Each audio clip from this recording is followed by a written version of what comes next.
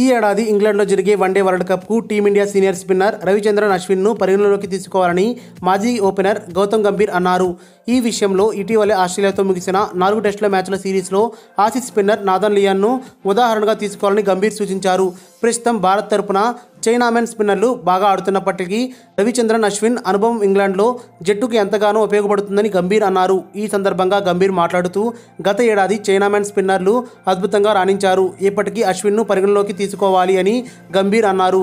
మణికట్టు స్పిన్నరా, ఫింగర్ స్పిన్నరా అని కాకుండా నాణ్యమైన స్పిన్నర్ ఎవరన్నది కీలకం. టెస్ట్ క్రికెట్లో రాణించిన నాథన్ లియాన్ను ఆస్ట్రేలియా వన్డేలకు ఎంపిక చేసింది. ఇంగ్లాండ్లో అశ్విన్కు అనుభవం ఉంది. ఫ్లాట్ పిచ్లకు అతడు సరిపోతాడు అని గంభీర్ పేర్కొన్నారు. టెస్ట్ క్రికెట్కు దూరమైన ఆటగాళ్లు ఫస్ట్ క్లాస్ క్రికెట్ ఆడితే బాగుంటుంది. అంబటి రాయుడు, ధోని, రంజీలు ఆడితే మంచిది అని గంభీర్ అన్నారు. చైనామెన్ స్పిన్నర్లు యజ్వేంద్ర చాహల్, కుల్దీప్ యాదవ్ జోడీ వన్డేల్లో అద్భుత ప్రదర్శన చేస్తుండడంతో 2017 జూలై నుంచి అశ్విన్ వన్డే జట్టుకు దూరమయ్యాడు. మరిన్ని అప్డేట్స్ కోసం మన ఛానల్ని సబ్స్క్రైబ్ చేయండి.